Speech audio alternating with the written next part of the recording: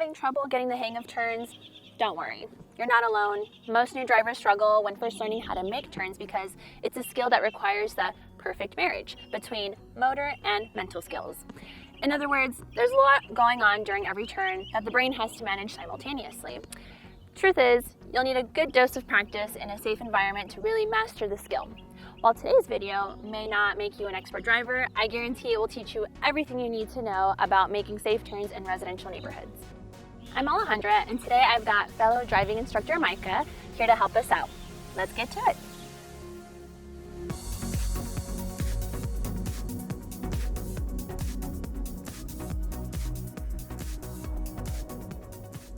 You may be surprised that we're starting off with left turns because most drivers know that left turns can be more dangerous, especially when you have to turn in front of oncoming traffic. However, technique-wise, left turns are easier to make because they are usually wider turns and require less steering wheel maneuvering than a right turn.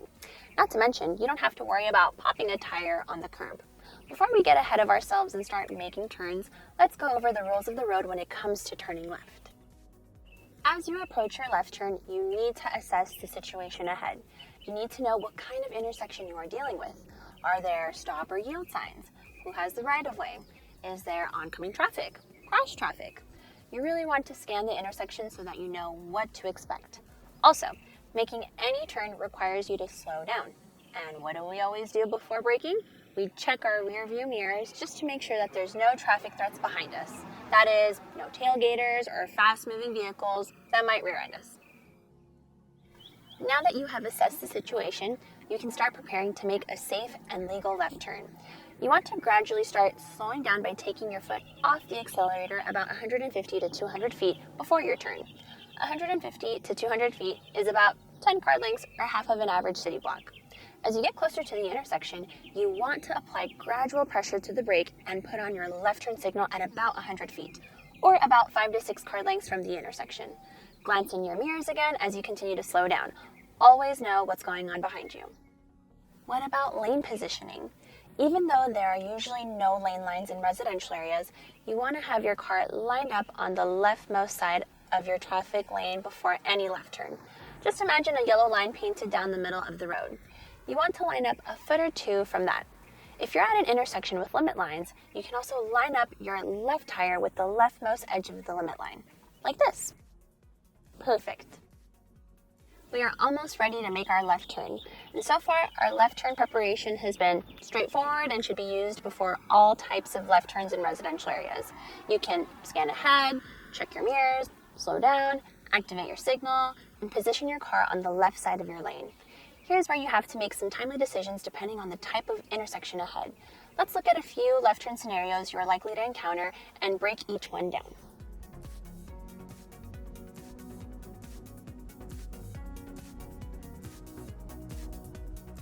Rather than taking the time to cover all of the intersection right-of-way rules, I invite you to check out our residential right-of-way video right here.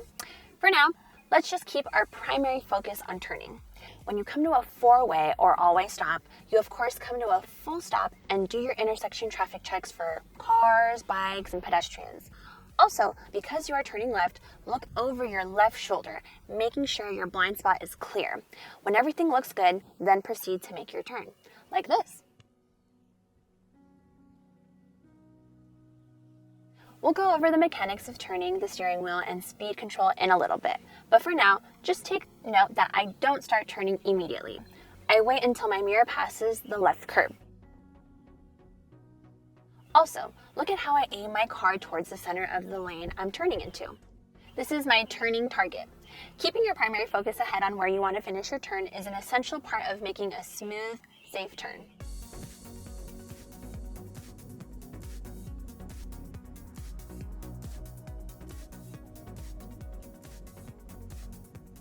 For an intersection like this where we have to stop but cross traffic does not, we come to a full stop and repeat all of the same traffic checks and look over our left shoulder just as we did before. However, many times at these types of intersections, we may not have a clear view of cross traffic. Since we can't see, we need to inch out or slowly tippy-toe into the intersection. You want to creep out until you have 100% clear view of traffic. You never want to guess in these situations. Only go into the intersection as far as you need to in order to get a clear view of traffic. Don't inch out so far that you block cross traffic. Once you determine that the cross traffic is clear of cars and pedestrians, and you see that there is no oncoming traffic ahead of you, then you can proceed to make your turn. Again, head straight into the intersection and start actually turning once your mirror passes the curb. To finish, note that I look ahead to where I want to end up and follow this visual turning target to successfully complete my left turn. Let's try a left turn at an intersection where cross traffic does not stop. I'm going to put all of the pieces together so you can see it in real time from the driver's perspective. First, I'm going to make a lane change to the left, and then I'm going to approach this two-way stop where cross traffic does not have stop signs. I'm going to put on my signal, finish my smog to my left, and then I'm going to do a nice, smooth, full, complete stop behind the limit line. After I stop, I'm going to start checking left, right, left, doing those traffic checks. But where I am now behind the limit line, I can't tell if cross traffic is approaching. So I'm going to inch out a little farther, do more traffic checks. Now I can see around that bush to the left. There's no car, so I'm going to start my left turn. 1, 2, 3. Hold it there, and then bring the wheel back. 3, 2, 1. Check my rearview mirror. Traffic looks good. That is a left turn at an intersection where cross traffic does not stop.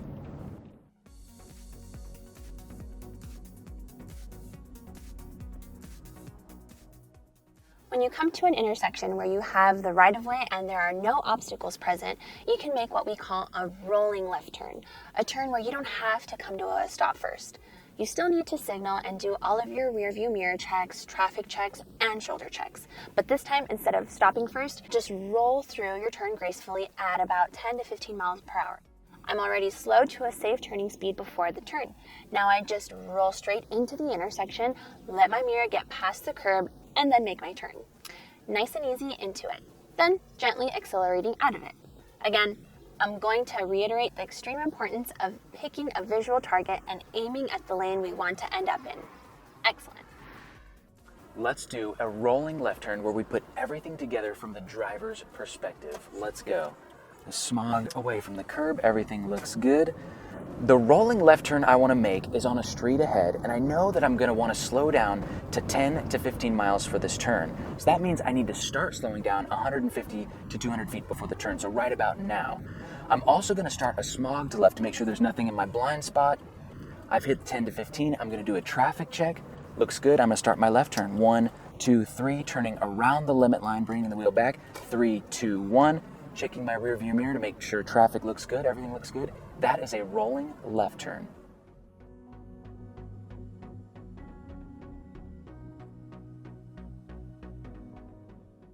Okay, let's do one more left turn. This time we'll come to a rolling left turn where we don't have a stop sign, but we do have an oncoming car to cope with. The beginning steps to this example are the same as before. I've scanned the intersection, hit my signal, checked my mirrors, looked over my shoulder, and lined myself up to the left. This time though, with the oncoming car approaching, I have a decision to make.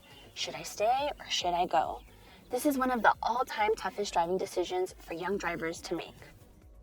The key question to ask yourself is this: if I make my turn right now, will the oncoming car have to brake at all, even a little bit, to avoid hitting me? If the answer is yes, or if you are even a little bit unsure, then don't go. Even if a car behind you is honking their horn, do not make the turn. After all, the people behind you won't be the ones risking their life if you turn at the wrong time. If it's not safe to go, you can wait about a third of the way into the intersection. Again, just let your car ease into the intersection until your mirror more or less lines up with the curb. This is where you wait. Once the oncoming traffic is cleared, and this is also very important, do your left-right-left traffic checks quickly again and also check over your shoulder. Many times while you are waiting to make a left, a bike or a pedestrian will show up that wasn't there before. Once everything in the world looks good, make your left turn with confidence, accelerating to clear the intersection promptly, and heading towards the visual target of the lane you want to turn into. Easy enough, right? In situations like this, where you are waiting to make your turn, keep your wheels straight. Don't start turning them to the left, because if you get rear-ended while waiting, your car will be pushed directly into oncoming traffic. And needless to say, that would be a tragedy for all involved. All right, y'all, how's everybody doing? I know that was a lot of information on left turns to digest, and we are still just getting started. By now, though, you see that there are various left turn situations you'll need to prepare for. And hopefully you've noticed that while each turn variation is handled a little differently, they all begin and end pretty much the same way. Start by slowing down, put on your signal, check your mirrors, do your shoulder and cross traffic checks, and position your car on the left side of your lane. Finish by gently accelerating out of your turn and aiming for a specific turning target lane to end up in. If you've learned that much so far, you've already won half the battle. Now, many of you may be asking, hey Alejandra, why aren't you showing us how to steer the wheel and how fast we should be going? Don't worry, we're getting there. But let me share with you a little driving school secret. The biggest mistake new drivers make when learning to turn is micromanaging the steering wheel and speed control. In other words, they pay way too much attention to watching their hand-over-hand movements or staring at the speedometer, and they fail to notice the most important thing about driving, scanning in front of their vehicle and looking where they are headed. Ask any seasoned driver what speed they make turns at, and I bet most won't be able to tell you. Why? Because experienced drivers aren't watching the speedometer at all. They just have a feel for making safe turns and are more concerned with the traffic situations around them and where their car is headed. Whether they know it or not, they are subliminally watching the visual target of where they want to finish their turn. And this is why we've been stressing that point over and over and over again. Another tip for beginners. When finishing left turns, many new drivers tend to understeer or not turn the wheel enough and end up drifting towards the parked cars. Why? Because new drivers are so worried about hitting the parked cars that they stare at them, and you always drive towards where you stare. Again, make your visual target the lane where you want to end up. Don't worry, you'll still see the parked cars with your peripheral vision. We've spent most of our time talking about preparing for a left turn. Now let's get into the mechanics of turning and what your hands and feet need to do in order to make a turn successfully. Real quick, here's another driving school secret. Students who have experience driving go-karts, golf carts, and other motorized vehicles have a distinct advantage when it comes to learning how to make turns. This is because they have already trained their brain to be able to control their hand and foot movements smoothly while still concentrating on a road ahead. They have already developed a sense of the multitasking required to be a good driver. For those of you, like me, who never touched any sort of vehicle before their first driving lesson, learning to make turns can be a bit more challenging and even frustrating at times. If that's you too, don't worry.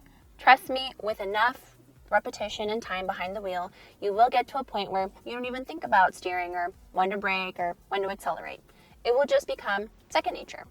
Driving is a skill. Just like learning how to play a new sport or musical instrument, it'll take dedicated practice to get good. Until then, just accept that it's a learning process and that you need as much practice as possible. While quiet, low-key residential streets are great to practice on, large empty parking lots are even better. It'll give you all the space you need to get the hang of making turns without the stress of hitting parked cars or worse. Okay, that's enough disclaimers about executing left turns. Let's get into the details.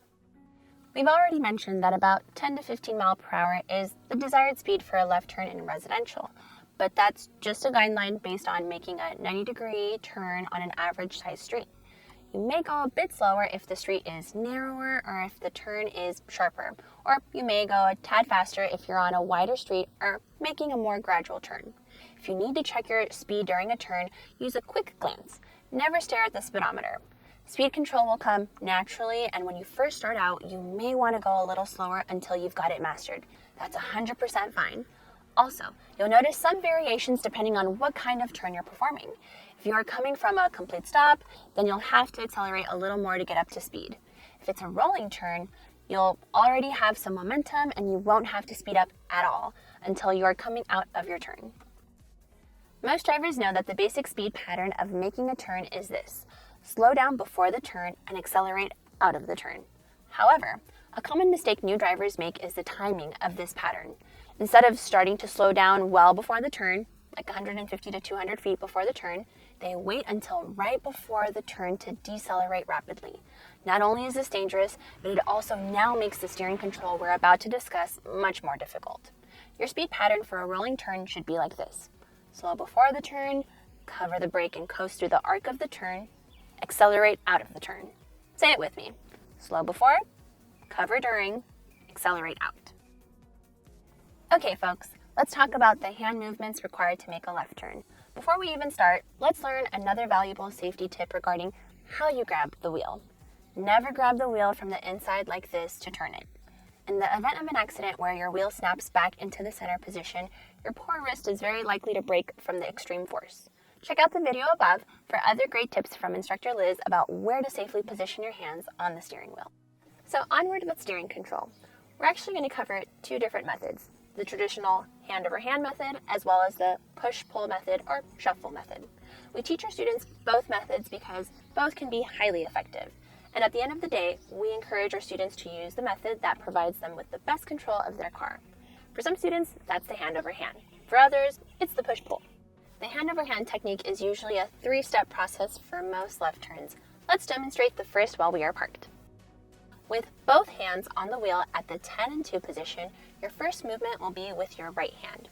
As your left hand releases grip of the wheel, use your right hand to push the steering wheel from the 2 o'clock position to about the 10 o'clock position. Step 2.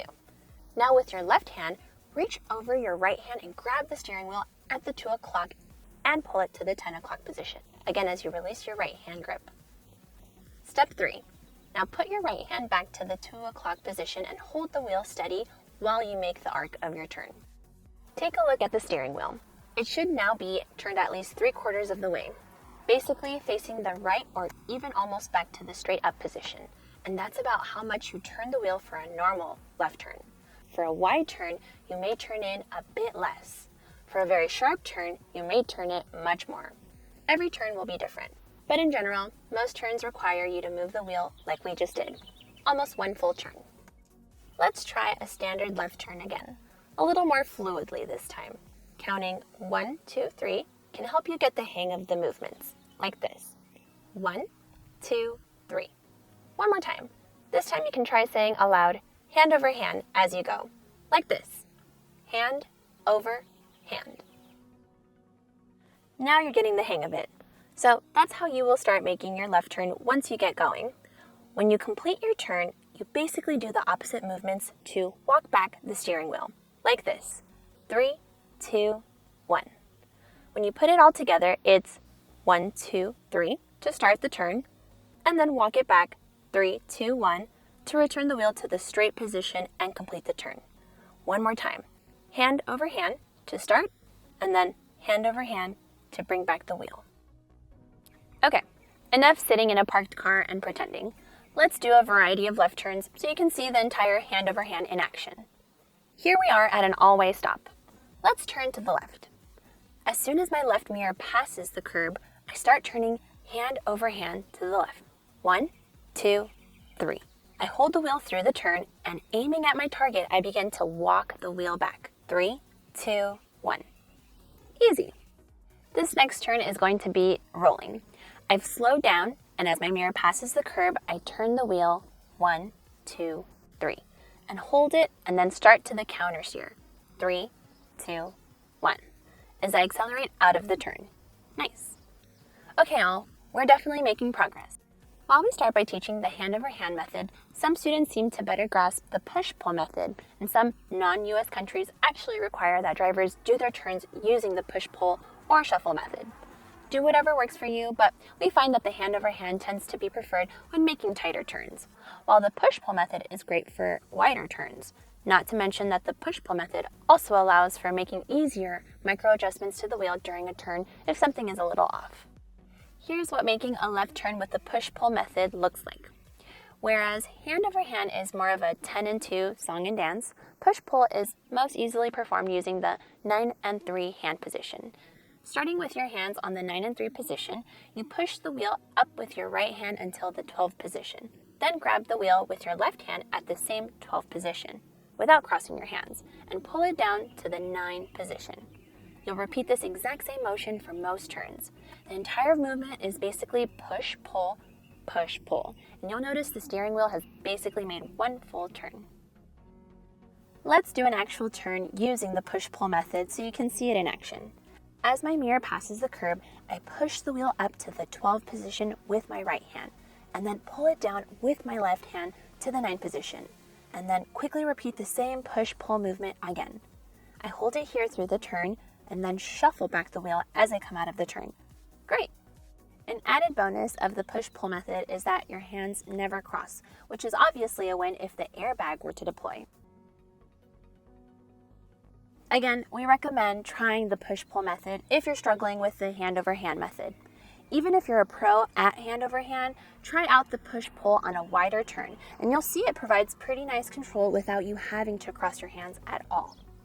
Hello all, driving instructor Micah here. And if you've made it this far, then 90% of everything you just learned about left turns will work for right turns. But if you're joining us for the first time, I recommend rewinding the video or click the link above to watch the section we just did about left turns. Now, we save right turns for last because they can be a little bit harder than left turns. You have to deal with sharper turns, which means we can get a little too close to the curb. We have to deal with not clipping the curb, but let's not get ahead of ourselves. Let's start with the basics.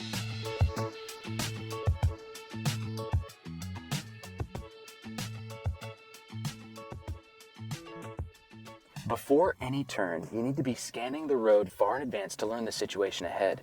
What kind of intersection will it be? Do you have a stop sign? Does cross traffic have stop signs? What's the traffic situation? Are there any bicycles or pedestrians? As you get closer to the intersection, start slowing down, but of course, check your rearview mirrors first to make sure it's safe, that there are no dangerous moving vehicles approaching you from behind. Now that you have assessed the situation all around, it's time to prepare for a safe right turn. Gradually slow your vehicle by releasing the accelerator about 150 to 200 feet before your turn. You'll put your signal on at least 100 feet in advance, and after you do, you want to start to merge towards the right-hand curb. But wait, before you move closer to the curb, you want to check your blind spot to make sure all is clear. This fading towards the curb is a key difference between left and right turns. With left turns, you keep centered in the road, but for right turns, you always move towards the right curb after signaling. Of course, if there are parked cars or another obstacle, you will have to wait before you merge over. But eventually, you will always merge about 4 to 5 feet away from the curb before your right turn. As you near the intersection, you want to apply gradual pressure to the brake so you can slow down to a safe speed. How much brake you use will depend on if you have to stop before your turn or if it will be a rolling turn with no stop. Let's look at some examples on how to prepare for different types of right turns.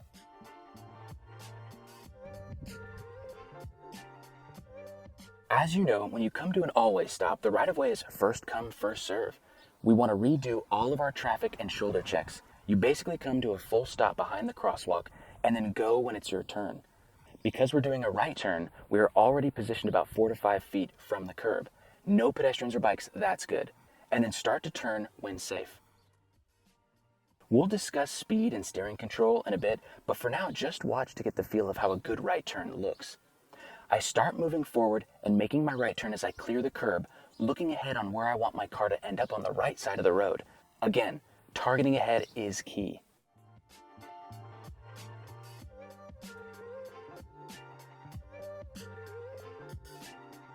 This is an intersection where we have a stop, but cross traffic does not. After stopping completely behind the crosswalk and doing our traffic checks, we need to inch out into the intersection to get a better view.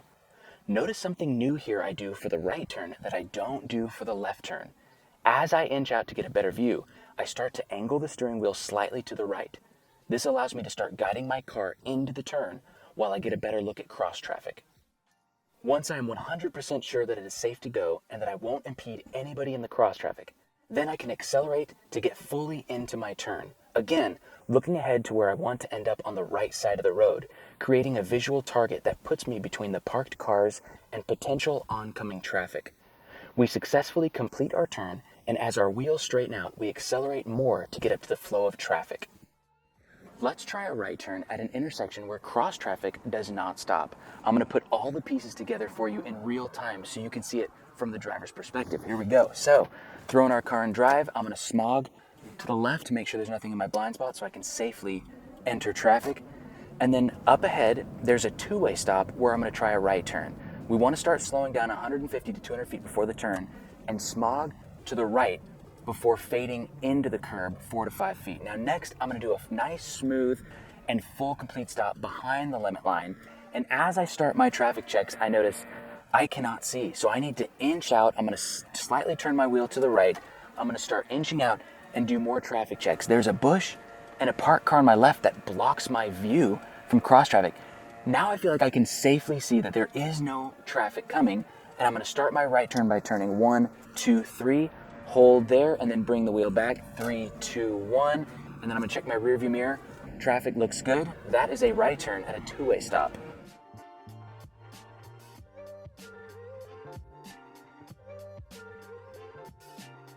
At an intersection where you have the immediate right-of-way and everything is safe and clear, you can make what we call a rolling right turn, a turn where you slow down, but you don't stop first.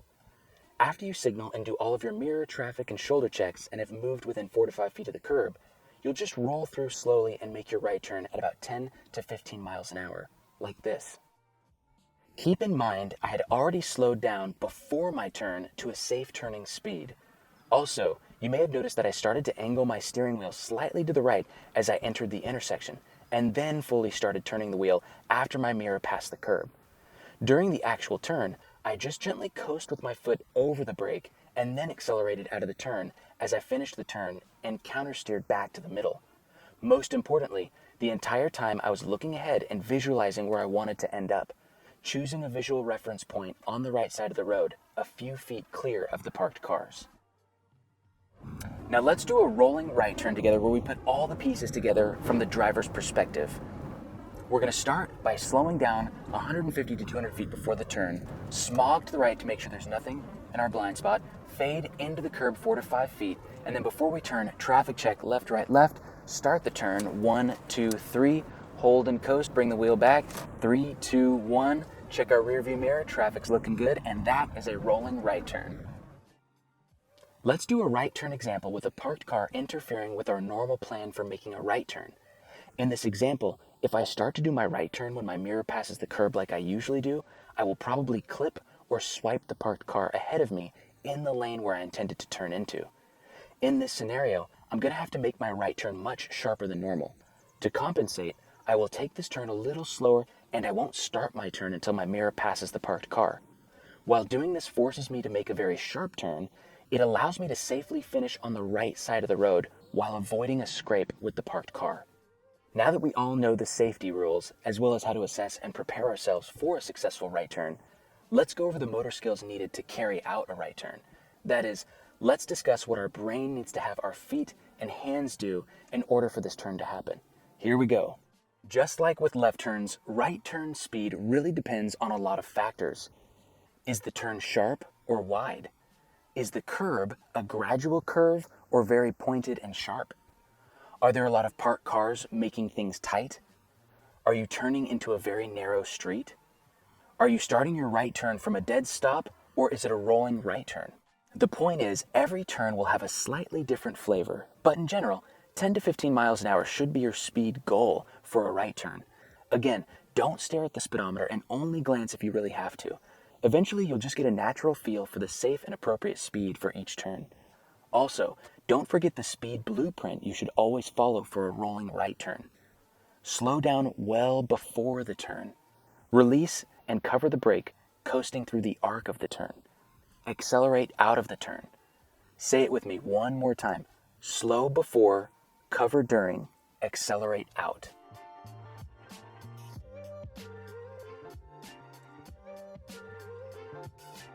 When we discussed left turns, we broke down 2 good options for handling the wheel: hand over hand and push and pull.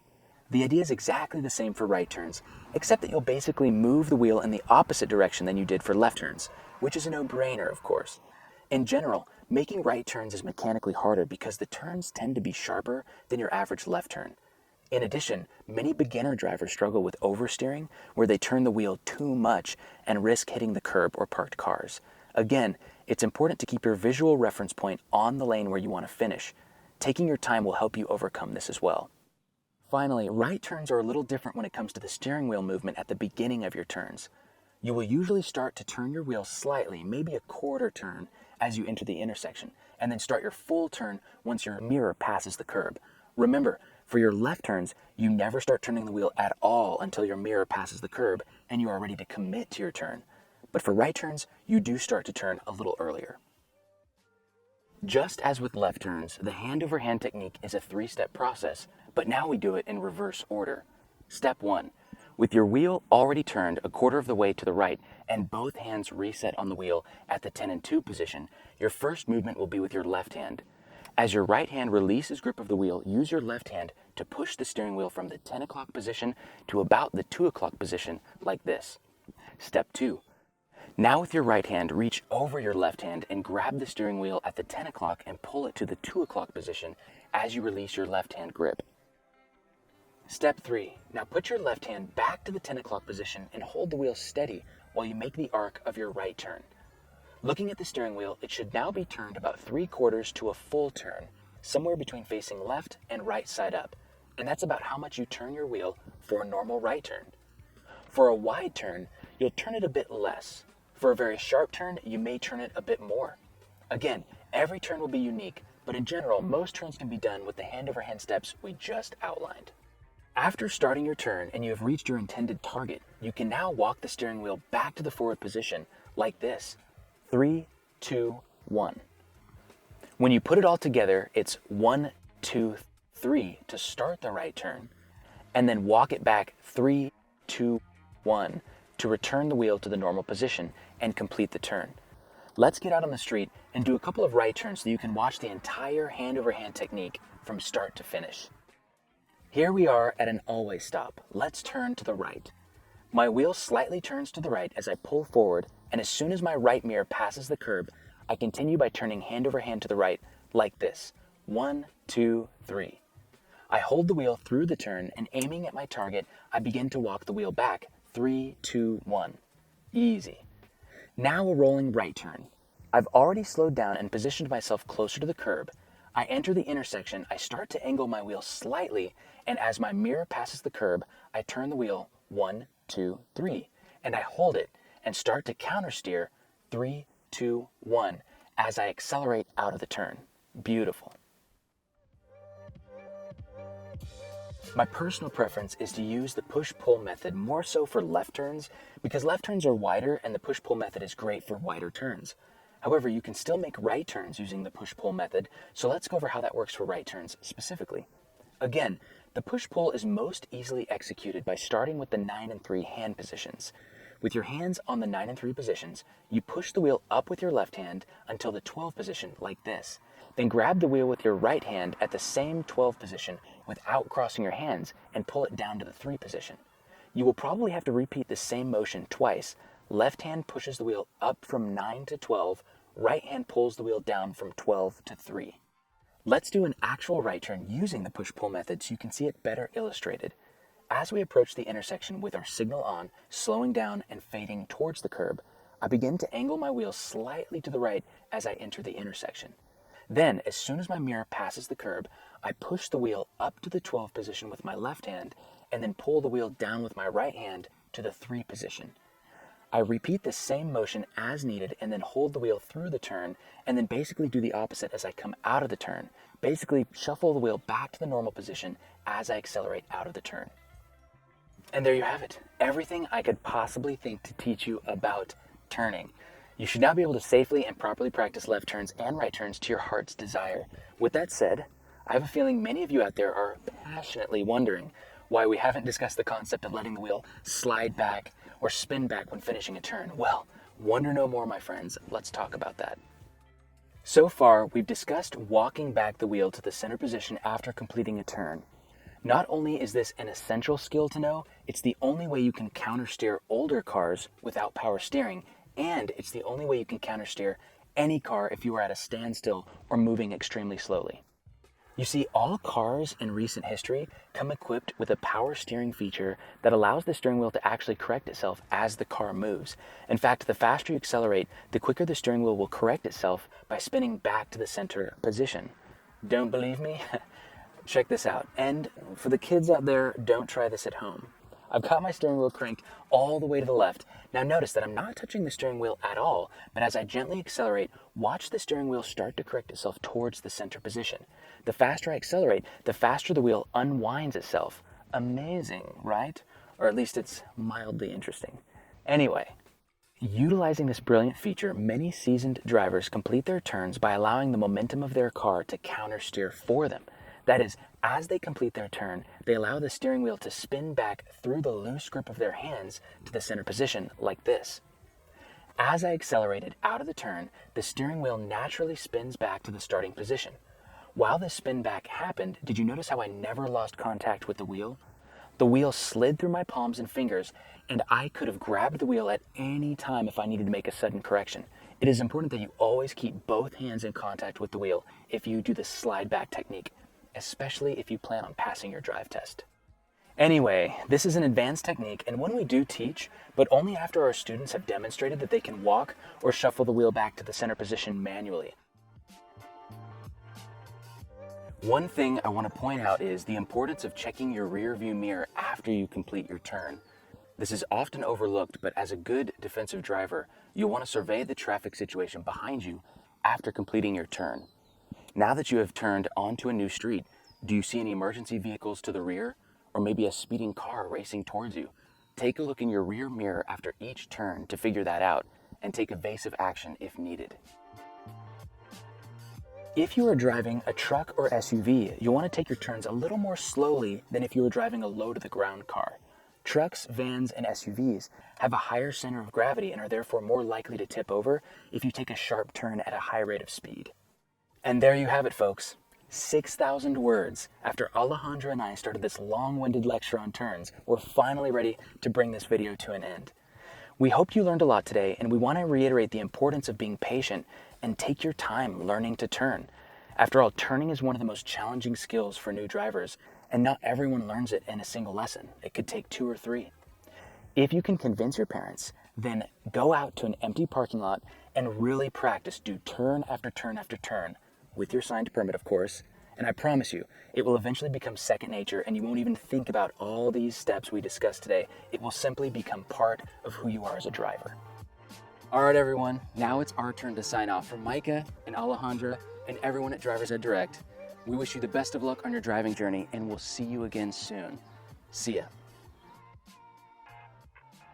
Instructor Jay here. Thank you so very much for watching. If you haven't done so already, don't forget to subscribe to our channel where you'll find other videos that will help you pass your test and continue driving safely on the road.